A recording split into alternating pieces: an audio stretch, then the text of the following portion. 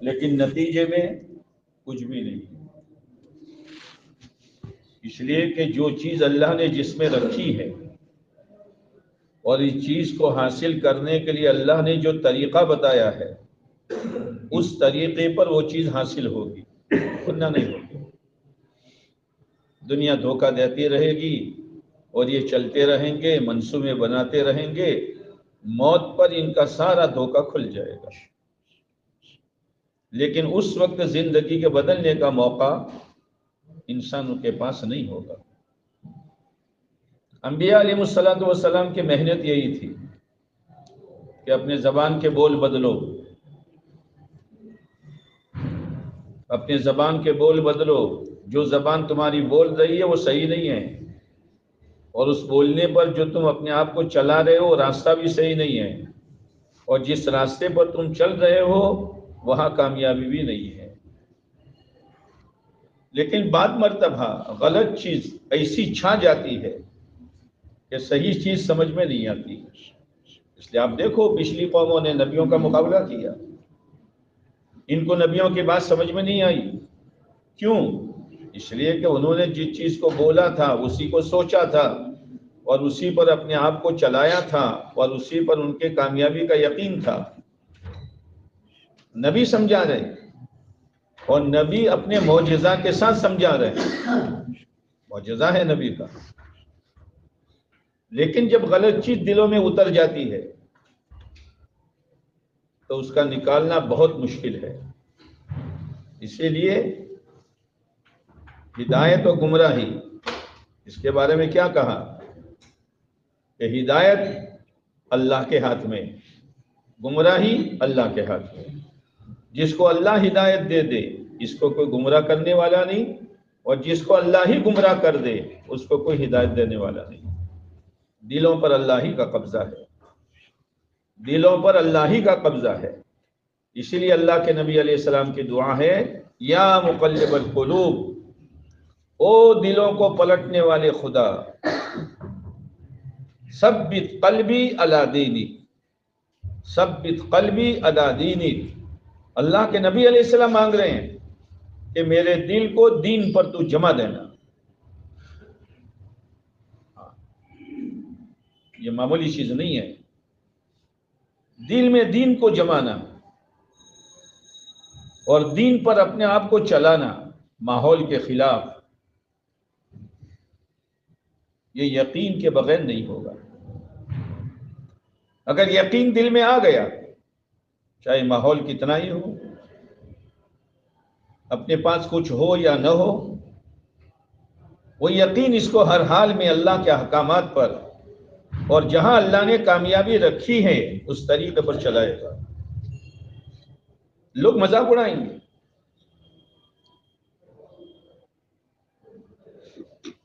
آپ علیہ السلام کا لوگ مذاق اڑاتے تھے، کیا یہ وہ ہے جن کو اللہ نے رسول بنا کر بھیجا ہے؟ الیاذ باللہ، مذاق اڑاتے تھے۔ نوح علیہ السلام کا مذاق اڑایا، نوح علیہ السلام نے کہا ٹھیک ہے آج تم ہمارا مذاق اڑاتے ہو، کل ہم تمہارا مذاق اڑائیں گے۔ ان تسخروا منا فإنا نسخر منکم کما تسخرون، مذاق اڑانا۔ جب محنت کی حد پوری ہو گئی، اللہ تعالیٰ سے دعا کی تو اللہ تعالیٰ نے کہا کشتی بناؤ۔ اب نوح علیہ السلام کشتی بنا رہے ہیں تو لوگ آ کر ہنسی مذاق کر رہے ہیں، اچھا نوح کل تو تم نبی تھے، آج سدھار بن گئے، آج نجار بن گئے، ہنس۔ اور یہ نوح یہ تو بتاؤ کہیں پانی کا قطرہ نہیں ہے تو تمہاری کشتی ریت پر چلے گی؟ لیکن پھر اللہ نے بتا دیا کہ پانی کہاں سے آتا ہے۔ قوم سمود کی آواز یہ تھی کہ کاریگری سے ہو رہا ہے، ہم کاریگر ہیں۔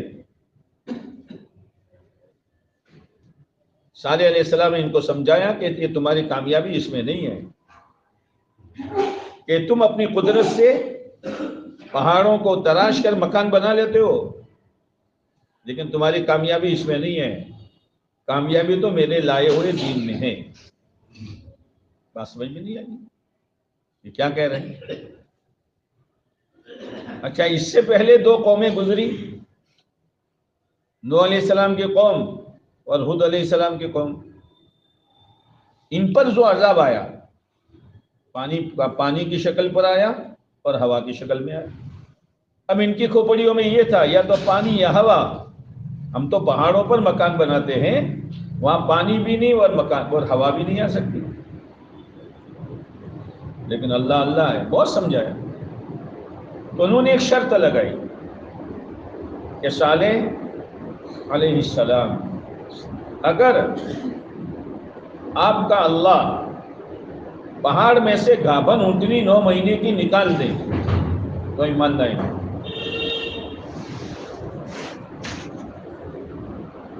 صالح علیہ السلام نے دعا کی، 9 مہینے کی گابھن اونٹنی نکلی اور بچہ دیا۔ اب تو معاملہ ختم ہو گیا، دیکھ لیا اللہ کی طاقت دیکھ لی، صالح علیہ السلام کا معجزہ دیکھ لیا، لیکن اندر کی ضد جو ہوتی ہے، ضد، وہ ہدایت سے آدمی کو محروم کر دیتی۔ اتنا بڑا معجزہ نکلا کہ پتھر میں سے، پہاڑ میں سے 9 مہینے کی گابھن اونٹنی نکلی اور اس نے بچہ دیا۔ نوح علیہ السلام نے کہا ہذہ ناقۃ اللہ، یہ اللہ کی اونٹنی ہے، اس کو چھیڑنا مت، جہاں پیے جتنا پیے، جہاں سے کھائے جتنا کھائے، کھانے دینا۔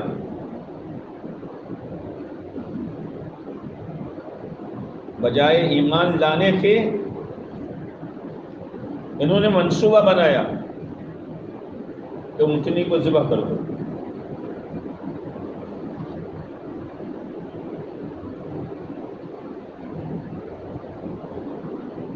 اونٹنی کو ذبح کیا اور گوشت تقسیم کیا اور کھایا۔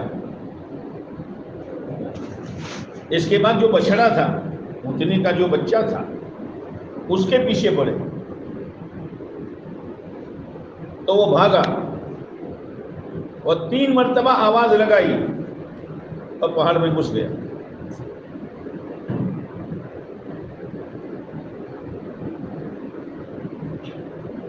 اب بھی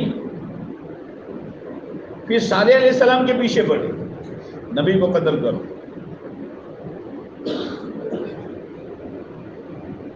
یہ 3 مرتبہ جو آواز لگائی تھی نا بچے نے، کیا تھا؟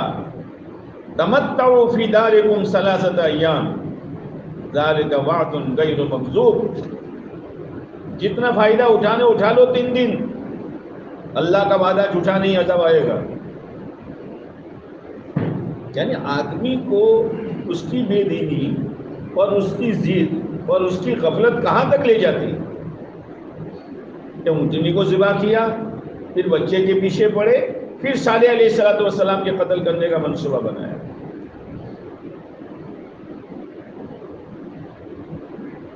اللہ تعالیٰ نے نہ ہوا بھیجی نہ پانی بھیجا، فرشتہ بھیجا۔ فرشتے نے ایک ایسی چیخ ماری، فَأَخَذَتْهُمُ الصَّيْحَةُ، ایسی چیخ ماری کہ سب کے دل کے پردے پھٹ گئے، اور ان کے جو تراشے ہوئے مکان تھے وہی ان کی قبریں بن گئی۔ اپنی آواز نہیں بدلی، اسی سے ہوتا ہے، کاریگر ہیں، یہ ہیں، وہ ہیں۔ قوم عاد کا نشہ یہ تھا کہ طاقت ہے،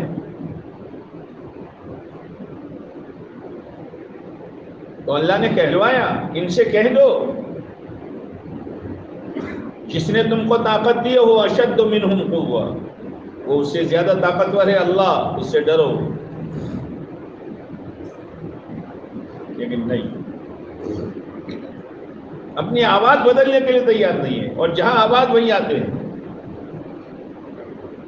قوم سبا ان کے لمبے چوڑے باغ تھے، 13 نبی سمجھانے کے لیے آئے، 13 نبی۔ اللہ نے باغات دیے تھے، کلوا من رزق ربکم واشکروا لہ بلدۃ طیبۃ ورب غفور۔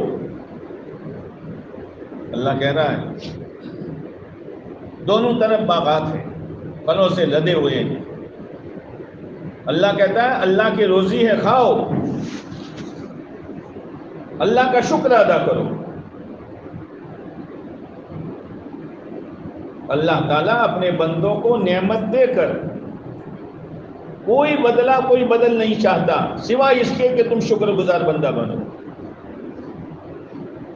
جوانی ہے تو بھی، صحت ہے تو بھی، مال ہے تو بھی، صلاحیت ہے تو بھی، اچھا مکان ہے تو بھی، رہو کھاؤ پیو، لیکن اللہ کا شکر ادا کرو۔ جو نعمت پر اللہ کا شکر ادا کرے گا وہ کبھی اس نعمت کے ذریعے سے خدا کو ناراض نہیں کرے گا۔ یہ اصول ہے بھئی، جوانی اللہ کی نعمت ہے تو جوانی کی وجہ سے گناہ کر کے اللہ کو ناراض نہیں کرے گا۔ تندرستی اللہ کی نعمت ہے، اللہ تیرا شکر ہے، تو اس تندرستی کی وجہ سے اللہ کو ناراض نہیں کرے گا۔ دو پیسے اللہ نے دیے ہیں تو نظر یہ ہے کہ اللہ ہی نے دیے ہیں، میری محنت سے میرے دھندے سے نہیں ہے، اللہ ہی نے دیے ہیں، لہٰذا ان پیسوں کو خرافات پر، نفسانیات پر اور ادھر ادھر اللہ کو ناراض کرنے والی چیزوں پر اور رسومات اور رواج پر برباد نہیں کرے گا۔ ہر نعمت پر اللہ کا یہی مطالبہ ہے، لیکن اللہ نے یہ بھی کہہ دیا ہے قلیل من عبادی الشکور، شکر گزار بندے بہت کم ہیں۔ مولانا ابراہیم صاحب فرماتے ہیں ہمیں ان کم لوگوں میں سے بننا ہے، قلیل من عبادی الشکور، کہ بہت کم لوگ ہیں میرے بندوں میں سے جو شکر گزار ہے۔ اور کچھ نہیں کرنا، شکر گزاری کرو، زبان سے بھی، عمل سے بھی اور دل سے بھی۔ ہماری چال، ہمارا کھانا، ہمارا پینا، ہمارا چہرہ مہرہ، ہمارا دھندا، ہمارا کاروبار، ہماری شادی، ہماری غمی یہ بتا رہی ہو یہ شکر گزار بندہ ہے۔ شکر ٹپک رہا ہو، شکر، اور اللہ کے خزانے سے نعمتوں کے دروازے کھلوانے کا بہترین نسخہ شکر گزاری ہے کہ اللہ کے شکر گزار بندہ بنو، لیکن قلیل من عبادی الشکور، میرے بندوں میں سے بہت کم لوگ ہیں جو شکر گزاری کرتے ہیں۔ نہ شکری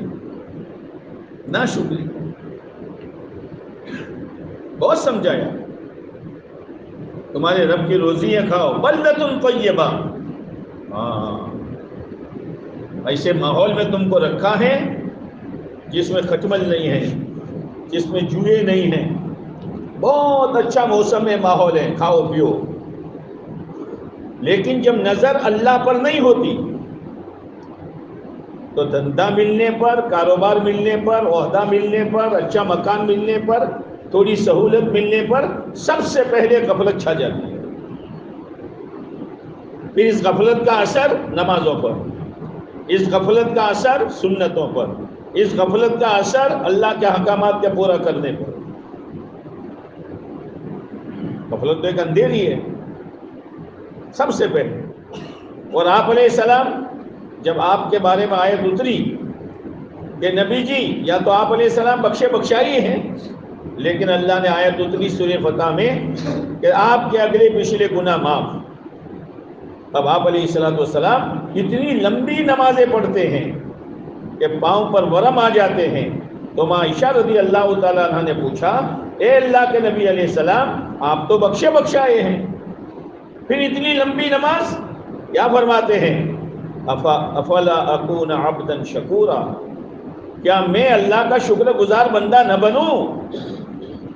میرے اللہ نے مجھے دھندا دیا ہے، کسی کا محتاج نہیں رکھا، میرے اللہ نے مجھے تندرستی دی ہے، کوئی بیماری نہیں رکھی، میرے اللہ نے مجھے 2 پیسے دیے ہیں، میری ضرورتیں آسانی کے ساتھ پوری ہو جاتی ہیں، کیا میں اللہ کا شکر گزار بندہ نہ بنوں کہ اذان ہوتی ہی میں مسجد میں آ جاؤں، آنے کے بعد پوری نماز پڑھ کر پھر نکلوں، دعاؤں کا اہتمام کروں، اللہ کا ذکر کروں، قرآن پاک کی تلاوت کروں، اللہ نے پیارے نبی علیہ السلام کی برکت سے جو دعوت کی محنت دی ہے اس کے تقاضوں پر میں چلوں اور اپنے آپ کو لگاؤں.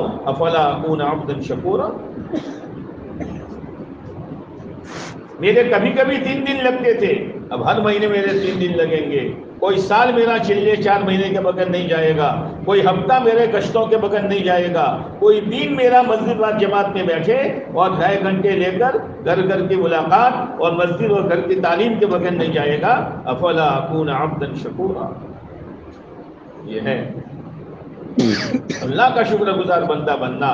بس اللہ یہی چاہتے ہیں. اور شکر گزاری پر اللہ کا کوئی فائدہ نہیں ہے. اللہ شکر گزاری اس لیے چاہتے ہیں کہ میں اپنے بندوں کی نعمتوں کو بڑھاؤں. فَأَعْرَضُوا. ہری ہری سوچتی ہے جب کچھ نعمتیں ملتی ہے تو ہری ہری سوچتی ہے. فَأَعْرَضُوا. اللہ کے احکامات سے منہ پھیرا، منہ موڑا.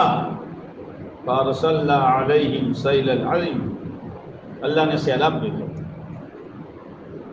خدا کے لشکر ہیں، اللہ نے سیلاب بھیجا. اتنا بڑا بند اور اتنا بڑا وہ تھا، اللہ نے توڑا. وہیں سے کھیتیاں سیراب ہوتی تھی. ہم لوگ وہاں اسماعیل صاحب کے ساتھ یمن اجتماع میں گئے تو وہاں وہ قریہ شبا ہے، وہاں گئے تو بند ہے. ابھی اس پر لکھا ہوا ہے بلدۃ طیبۃ ورب غفور. اللہ تعالیٰ بڑی طاقت والے ہیں. نافرمانی پر، ناشکری پر اللہ چیزوں کو بدلنا بھی جانتے ہیں اور بعد دفعہ چیزیں رکھ کر اس کی کیفیت کو بدلنا بھی جانتے ہیں. دکان رہی لیکن اندر کا چین ختم، پارٹنروں میں آپس میں لڑائی، حسد، کینہ، اور دکان ہی نہ رہے. ایسے حالات آ جاتے ہیں. کاروبار ہے وہی ہے لیکن اندر کا چین ختم، برکت ختم. جیسے موسیٰ علیہ السلام سے اللہ نے فرمایا موسیٰ ڈنڈا ڈالو، ڈنڈا ڈالا تو اژدہا بن گیا. اٹھاؤ تو ڈنڈا بن گیا. تو اللہ تعالیٰ چیزوں کو بدلنا بھی جانتے ہیں. اور یوں فرمایا موسیٰ اپنے بغل کے نیچے ہاتھ لے جاؤ. تو بغل کے نیچے ہاتھ لے کر نکالا تو خوبصورت ہتھیلی وہی ہے لیکن اس کی صفت خدا نے بدل دی. وہ اللہ ہے، چیزیں بھی بدلے گا اور چیزیں وہی رکھ کر اس کی صفت کو بھی خدا بدل دے گا. مکان بنایا تھا چین سکون کے لیے لیکن وہی مکان جان لیوا بن گیا. اولاد تھی تاکہ اطمینان ملے، وہی اولاد ہر وقت دماغ کا کھٹرا بن گیا. نہیں ہے، اللہ صفت بدل دیتے ہیں، کبھی اللہ چیز بدل دیتے ہیں. اب اللہ کا سیلاب آیا، 700 کلومیٹر تک ان کے باغات تھے. 700 کلومیٹر تک. اور عجیب و غریب وہ بلقیس نے جو اپنا پارلیمنٹ بنایا تھا وہ ابھی تک ہے. وہ ممبر سب نیچے بیٹھتے تھے، وہ کرسیاں، اور ہر ایک کے پاس پانی لینے کا انتظام. اور 30 فٹ اوپر وہ بیٹھتی تھی، 30 فٹ اوپر، اور وہاں سے نظام چلاتی تھی.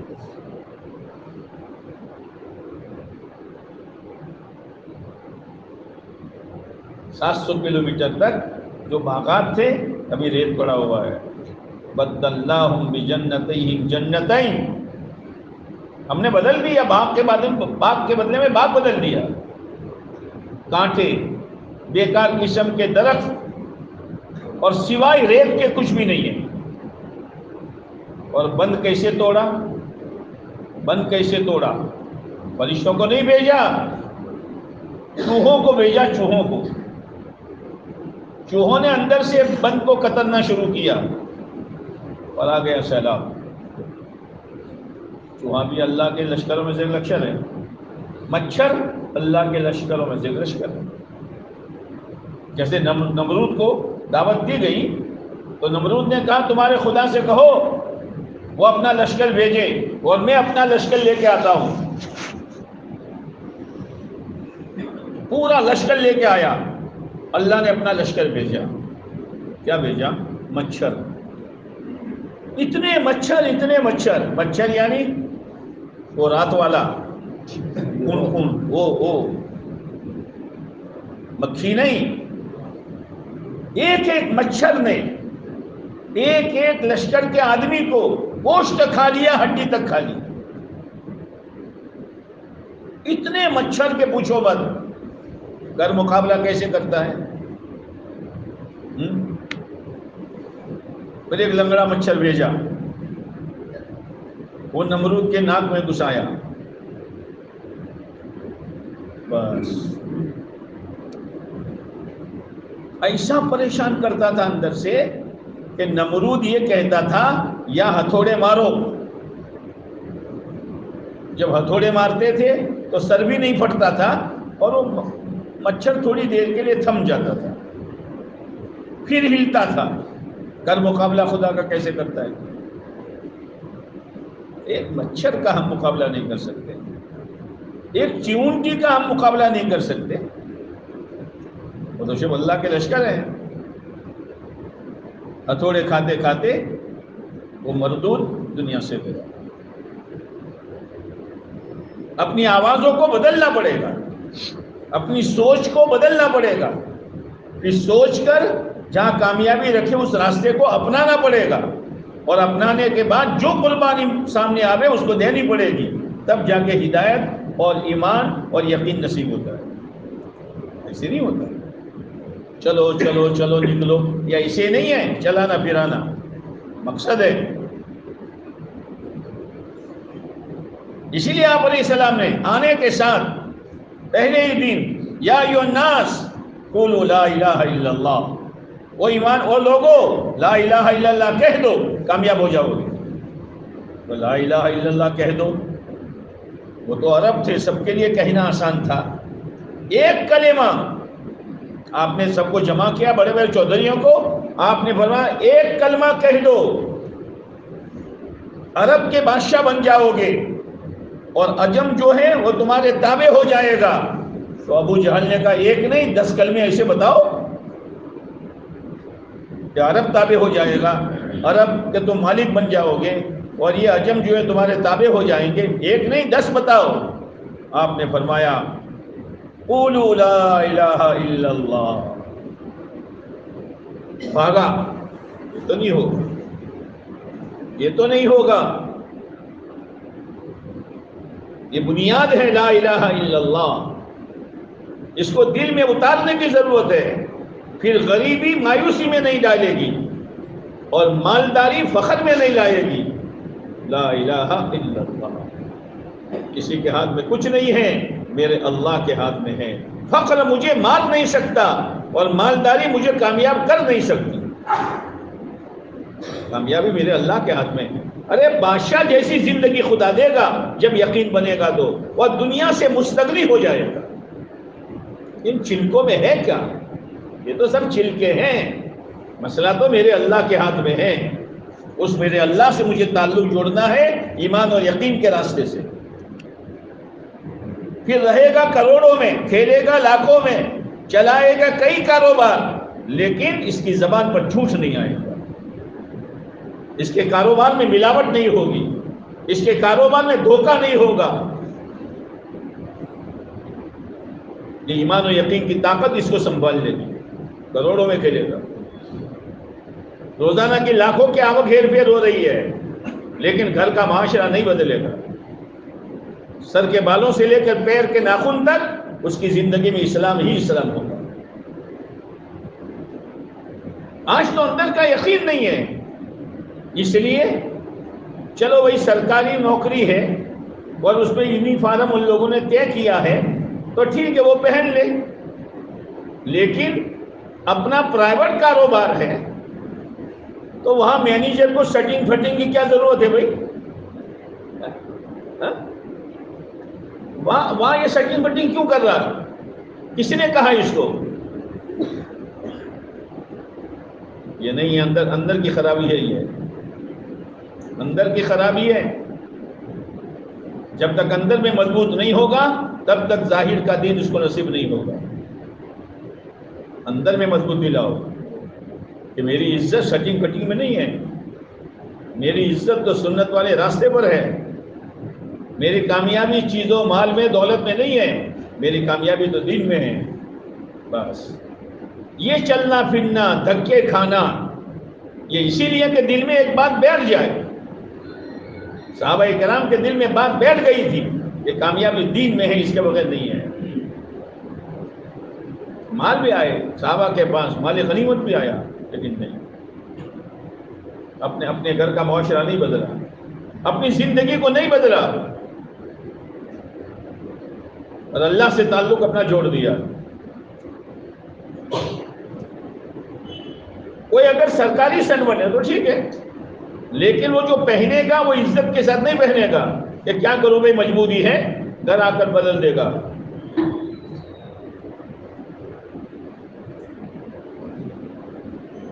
بات سمجھ میں نہیں آتی کیا ہو رہا ہے۔ مینیجر ہے تو مینیجر کیسا ہوگا؟ سٹی پھنٹی والا، بکٹ ٹوپی والا۔ آج تو مسلمان ڈاکٹروں نے محنت چھوڑ دی، تو ڈاکٹر بننے کے بعد وہ اپنا حلیہ ایسا بناتا ہے جیسے غیر ڈاکٹر بناتے ہیں۔ کیوں؟ کہ ڈاکٹر ہوں۔ تو پہلے ڈاکٹر تھا کہ پہلے مسلمان تھا؟ یہ کون سی ڈاکٹری ہے؟ یہ محنت اس پر ہے کہ ہر حال میں آدمی کو جماوے اور ہر حال میں آدمی کو چلاوے، ماحول سے متاثر نہ ہو،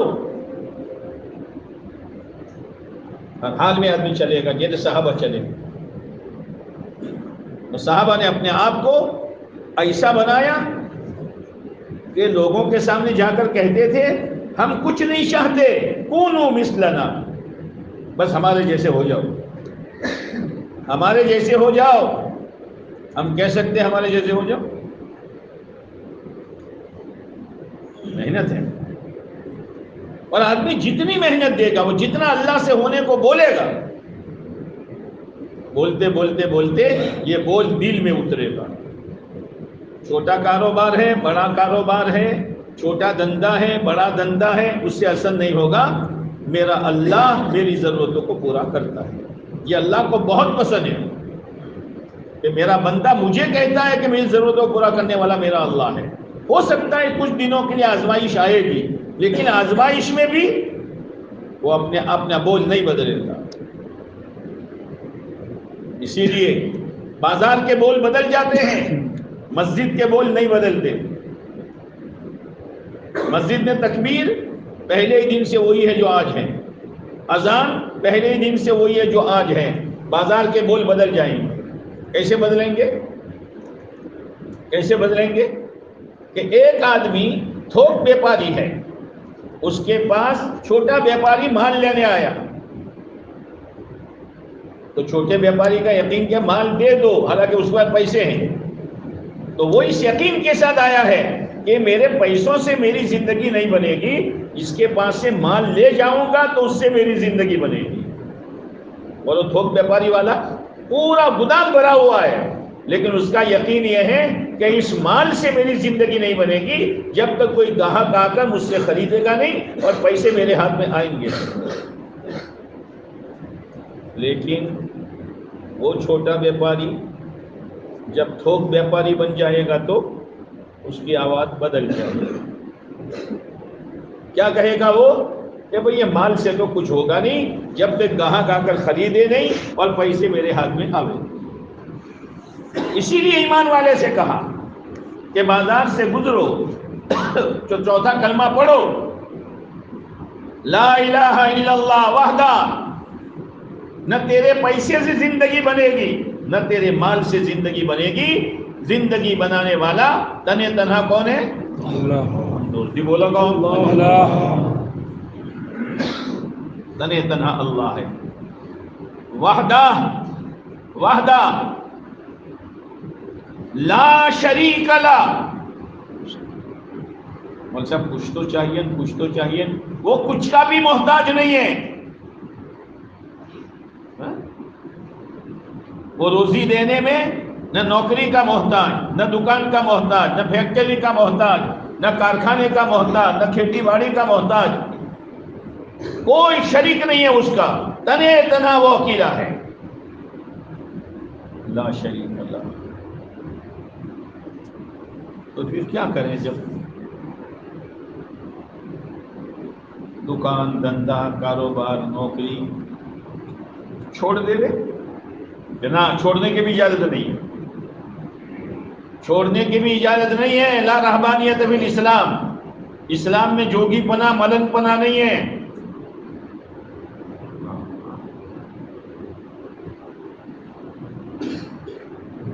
بھئی یہ آنکھ ہے یار، غلط دیکھتی ہے تو پھوڑ دو، پھوڑ دو، ہاتھ غلط پکڑتا ہے تو توڑ دو، اور ٹانگیں غلط چلتی ہے تو توڑ دو۔ یہ نہ، ان آنکھوں کو رکھتے ہوئے، ان اعضاء کو رکھتے ہوئے، ان اعضاء کے ذریعے سے گناہوں سے بچنا ہے اور نیک کام کرنے ہیں۔ اسی کاروبار میں، اسی دھندے میں، اسی نوکری میں، اسی کھیتی میں رہتے ہوئے اللہ کے یقین کے ساتھ بیٹھنا ہے۔ یہ ہے، چھوڑنے کی اجازت نہیں ہے، آنکھ پھوڑنے کی اجازت ہے، ہاتھ توڑنے کی اجازت ہے نہ۔ اسی کاروبار میں رہو، اسی نوکری دھندے میں رہو، چھوٹا ہو یا بڑا ہو، لیکن یقین اللہ کا کہ اس سے تو کچھ نہیں ہوتا، یہ تو خالی برتن ہے، میرا اللہ جو ڈالے گا وہ آئے گا۔ پھر دکان اس کے تابع ہوگی، وہ دکان کے تابع نہیں ہوگا۔ اذان ہوئی، چلو بھائی، گاہک کھڑے ہیں، بعد میں 2 گاہکوں کو سنبھالنے کے لیے، 4 پیسوں کے نفع کے لیے تو جماعت چھوڑ رہا ہے، تو تکبیر اولیٰ چھوڑ رہا ہے، تیری نماز آگے پیچھے ہو رہی ہے، کیوں؟ اس لیے کہ یقین دکان کا ہے، یقین خدا کا نہیں ہے۔ ایک آدمی پھیری کر رہا تھا، کپڑے کی پھیری، اور نماز کا وقت ہو گیا تھا۔ یہودی آیا، بھائی بیچو گے؟ کٹ پیس کھولا، دیکھ رہا یہودی، یہ کتنے کا؟ وہ کہہ رہا ہے یہ اتنے کا۔ اتنے میں اذان شروع ہو گئی۔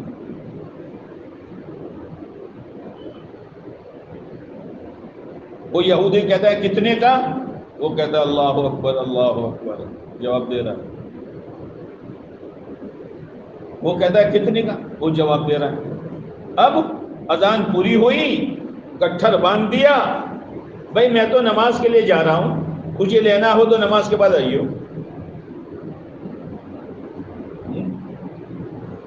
یہ کون سی چیز ہے؟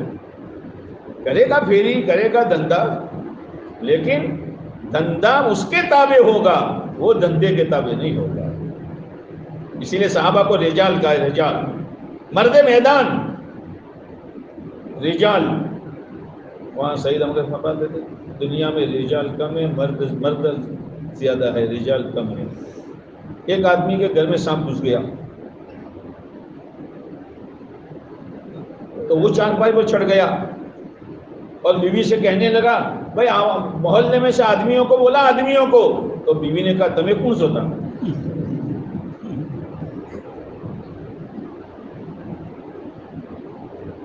رجال لاکھوں آوے، کروڑوں آوے، ہاتھ بھرے ہوئے ہو، ہاتھ خالی ہو، ایک ایک وقت میں 10 آئٹمیں ہو، اور کبھی صبح سے لے کر شام تک ایک لقمہ بھی نہ ہو، لیکن مجال ہے کہ اللہ کے دین سے ہٹے۔ لا تلہیہم تجارۃ ولا بیع عن ذکر اللہ، خرید و فروخت اللہ کے ذکر سے، اللہ کے دین سے غافل نہیں کرتی۔ کون سی چیز تھی وہ؟ جب نماز پڑھ کر آئے تو یہودی کھڑا تھا، وہ یہودی کھڑا تھا، مقدر کہ اللہ دے دے گا۔ یہ محنت اس بات کی ہے میرے بھائیوں کہ قربانی دیتے دیتے، اللہ سے ہونے کو بولتے بولتے، اللہ رحم کھا کر یہ چیز دل میں اتار دیتے کہ میرا بندہ میرا بول رہا ہے، اس کے دل میں اتار دو۔ جب اندر میں چیز آ گئی، معاملہ ختم۔ اور جب کہیں سے کوئی چیز نفع ملتا ہے نا، آدمی اس کو چھوڑتا نہیں ہے، ابھی ہمیں دعوت کے مہینے سے کچھ ملتا ہوا نظر نہیں آتا، دھکے مکے میں جا رہے ہیں، شرم میں جا رہے ہیں. کیا نا وہ کیسے نہ کہ میں ہڈوں تھا نا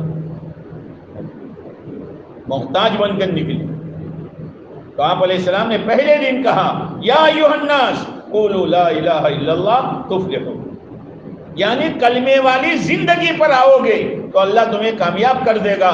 حالانکہ اس وقت لوگوں کے حالات نہ کھانے کے لیے انتظام ہے، نہ رہنے کے لیے انتظام ہے، نہ جینے کا کوئی سلیقہ ہے. آپ نے کوئی سوسائٹیاں نہیں بنائی، آپ نے کوئی انجمن قائم نہیں کی.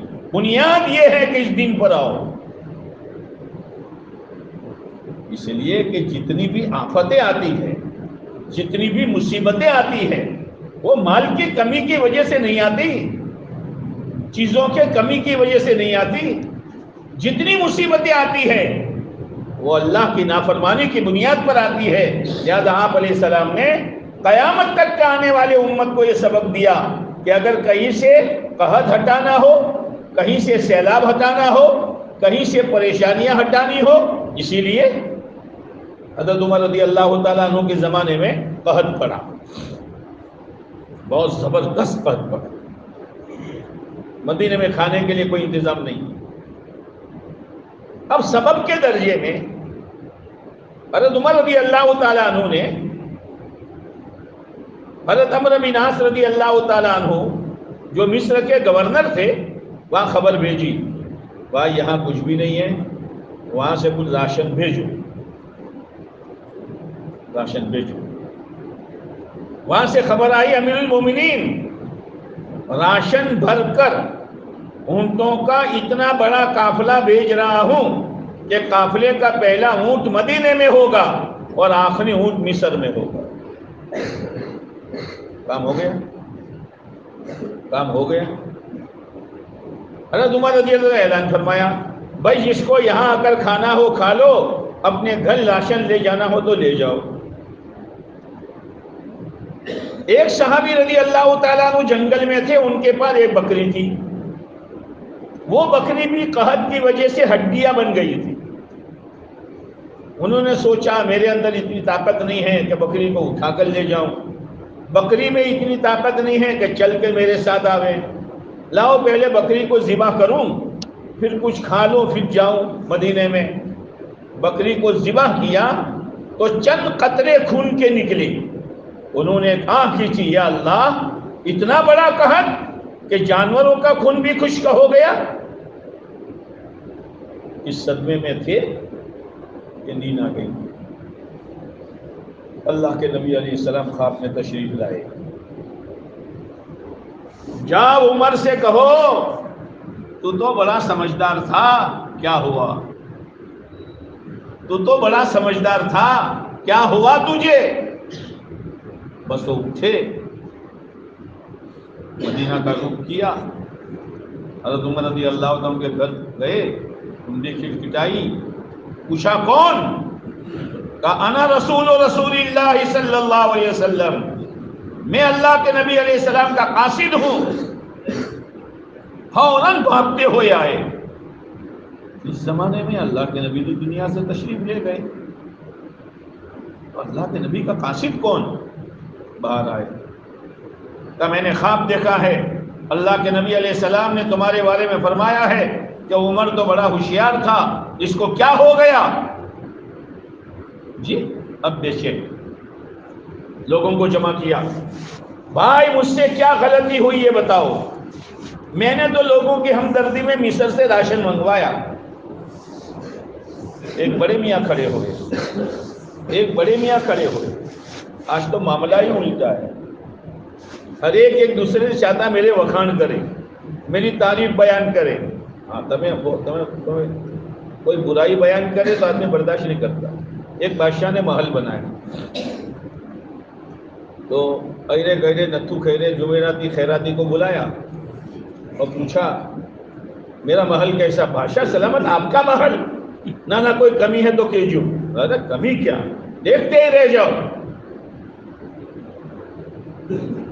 اتنے میں فقیر جا رہے تھے، ان کو بلایا. حضرت میرے محل میں کوئی کمی کہ ہاں 2 کمیاں ہیں،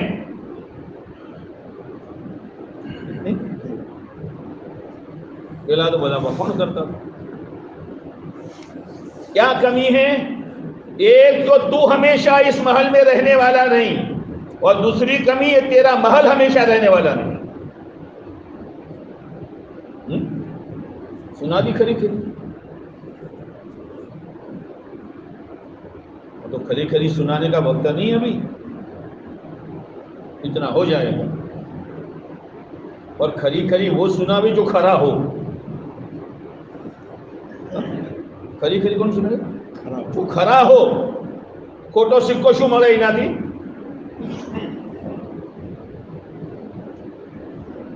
حضرت عمر رضی اللہ عنہ خطبہ دے رہے ہیں، یا ایھا الناس اسمعوا واطیعوا، لوگوں سنو اور مانو۔ لوگوں نے کہا نہیں سنیں گے نہیں مانیں گے۔ کیوں؟ مال غنیمت آیا تھا عمر، ہاں ہر ایک کو ایک چادر، آپ کے نیچے کے بھی چادر وہی، اوپر کے بھی 2 چادر کہاں سے لایا؟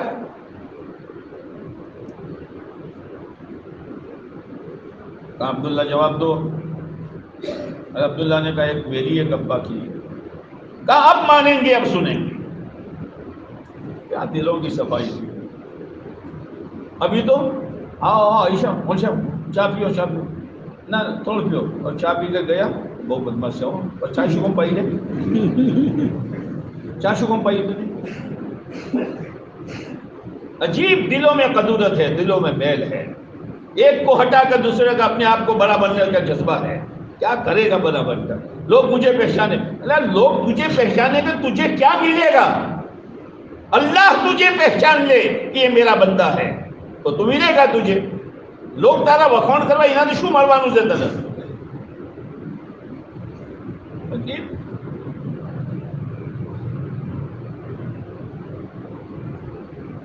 حضرت عمر نے پوچھا بھائی مجھ سے کوئی بھول ہوئی ہے؟ ایک بڑے میاں کھڑے ہوئے کہ بھول ہوئی ہے آپ سے، آپ نے مصر خبر کیوں بھیجی؟ اللہ کے نبی علیہ السلام نے ہر موقع کا عمل بتایا ہے، آپ کو لوگوں کو میدان میں جا کر بارش کی دعا کر کے نماز پڑھنی چاہیے تھی آپ کو۔ ہاں یہ بھول ہوئی ہے مجھ سے۔ فوراً مجمع کو لے کر میدان میں دعا مانگی، کہیں بدلی نہیں تھی، لیکن دعا مانگنے کے بعد بادل آئے، بادل جم گٹے آئے، اور ہر بادل دوسرے بادل سے آگے جانے کی کوشش کر رہا ہے، اور بادلوں میں سے آواز آ رہی ہے چلو مدینے عمر نے بلایا ہے، چلو مدینے عمر نے بلایا ہے۔ ہمیں یہ راستہ دیا گیا ہے،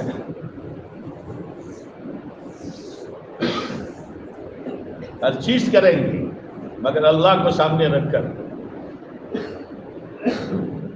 یہ محنت ہے اس کی، حلال کاروبار حلال دھندا سب کرو، لیکن نظر اللہ پر کہ کرنے والی ذات میرے اللہ کی ہے، دھندے سے کچھ نہیں ہوگا، چھوڑنے کی اجازت نہیں۔ اس لیے مولانا عمر صاحب فرماتے تھے عربوں کو اشتغال فی الدنیا لیس ممنوع ولکن اتکال علیہا ممنوع۔ سمجھا کہ دنیا میں مشغول ہونا منع نہیں ہے، دنیا پر بھروسہ کرنا یہ ممنوع ہے۔ عجیب و غریب زندگی ہے اگر زندگی میں دین آ جائے۔ ہاں فقیری میں بادشاہی کا مزہ ہے، فقیری میں بادشاہی کا مزہ ہے، اور پھر یہ جس کے پاس کچھ نہیں ہے اور دین ہے وہ کروڑ پتیوں پر رال نہیں ٹپکائے گا بلکہ آنسو بہائے گا، اس کے پاس مال تو ہے لیکن دین نہیں ہے۔ اسی لیے گھر گھر کی ملاقات ہے، گھر گھر کی ملاقات ہے، جاؤ ڈنکے کی چوٹ کہو اور حکمت کے ساتھ کہو تو سننے والا یہ سمجھے کہ دین کے بغیر میں برباد ہو جاؤں گا۔ کچھ بھی نہیں ہے پاس میں۔ ربیع بن عامر کے پاس کیا تھا؟ جب بلایا کسریٰ نے کہ کچھ عرب آئے ہیں بلاؤ بھائی، کیوں آئے ہیں؟ کل لینے آئے تو دیکھیں کیا کہا، کیوں آئے ہو؟ اسلم تسلم، اسلم تسلم، مسلمان ہو جا سلامتی میں رہے گا۔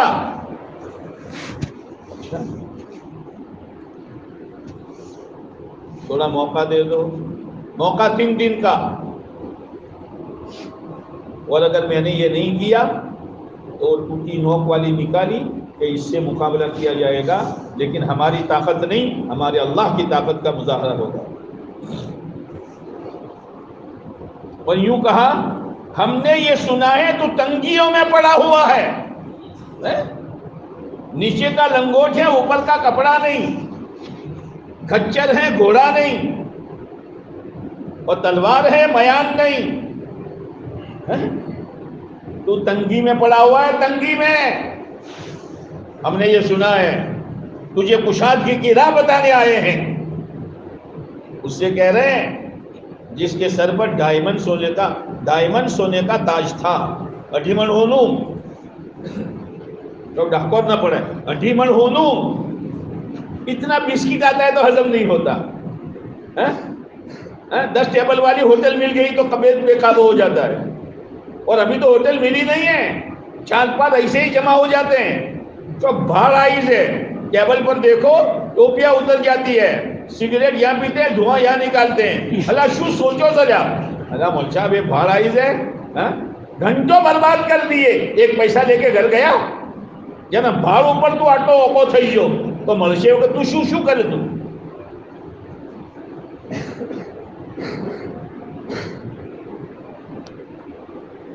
ہے بھی دنیا میں کام کرنے والے، کروڑ پتی ہے، لکھ پتی ہے، لیکن ان کی زندگی قابل رشک ہے، قابل رشک ہے۔ میرے بھائیوں محنت ہے، اس محنت پر اپنے آپ کو لگانا چلانا ضروری ہے، بوجھ مت سمجھو، لگاتے رہو چلاتے رہو، لگاتے رہو چلاتے رہو، اور یقین کے ساتھ کہ میرا اللہ مجھے یقین دے گا، میرا اللہ مجھے اپنا تعلق دے گا، اور جب میں مر کر جاؤں تو میرے دل میں میرے اللہ کا یقین ہو، اور جب منکر نکیر میں قبر میں اکیلا ہوں اور مجھ سے سوال کرے من ربک، تیرا رب کون، میں اندر کی آواز میری نکلے میرا رب تو اللہ ہے۔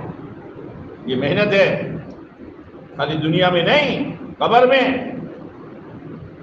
ایک مرتبہ حضرت جی رحمت اللہ علیہ نے عجیب بات فرمائی کہ موت پر تو شیطان آتا ہے، لیکن یوں فرمایا قبر میں بھی آتا ہے، اور جب سوال کیا جاتا ہے من ربک تو اپنی طرف اشارہ کرتا ہے۔ حضرت جی مولانا انعام صاحب نے فرمایا کہاں جانے کا، ہم مطمئن بیٹھے اور وہ شکار کی فکر میں ہیں، اچھوں کو شکار کر لیا ہے اس نے۔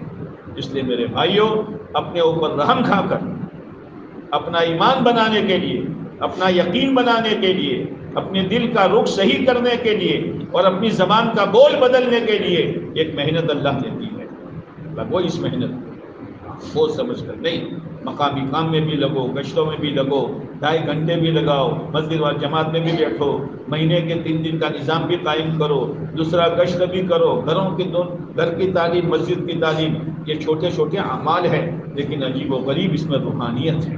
اور جب سال پورا ہو جائے بغیر کہے، بغیر کسی کی تشکیل کے موقع تلاش کرو، موقع کہ کون سے موقع پر میرے لیے قربانی دینا آسان ہوتا ہے۔ جب کسی جگہ اجتماع طے ہوتا ہے تو اللہ کے خصوصی رحمتوں کے بادل برستے ہیں، لوگوں کے دل خدا نرم کر دیتا ہے، تشکیلیں آسان ہو جاتی ہے۔ جیسے ابھی ہمارا اجتماع جو طے ہوا ہے 8-9 دسمبر کو، سب سے پہلا گجرات کا اجتماع ہمارا ہے۔ اب کہاں ہوگا وہ تو انشاءاللہ 8 تاریخ کو فیصلہ ہوگا۔ اللہ کرے ہماری ہر بستی والے اپنے یہاں مذاکرہ کریں، مشورہ کریں جوانوں سے، آگے والوں سے، پورے گاؤں سے کہ بھائی اپنے اجتماع رکھنا ہے۔ یہ 8 تاریخ کو مطالبے انشاءاللہ پیش کیے جائیں گے، لیکن وہاں سے ہمارا اجتماع کہیں بھی ہو وہ ہمارا ہی ہے، جگہ تو ایک ہوگی لیکن کہیں بھی ہو وہ ہمارا اجتماع ہے۔ اس اجتماع کے موقع پر سے ہماری 4 مہینے کی ترتیبیں بنے، ابھی تو دیر ہے، چاہے اجتماع سے نکلو یا اجتماع سے پہلے سے نکلو، سب اجتماع میں جماعتیں گنی جائے گی، لیکن اپنی ترتیبیں بناؤ، انشاءاللہ ارادہ کرنا بھی آسان ہوگا، ترتیب بنانا بھی آسان ہوگا، نکلنا بھی آسان ہوگا، اور خدا وقت پر نکال ہی دے گا۔ تیار ہو؟ تیار ہو؟ اب ہمت کر کے بتاؤ کہ ہونے والے اجتماع سے 4 مہینے اللہ کے راستے میں جانے کے لیے کون تیار ہے؟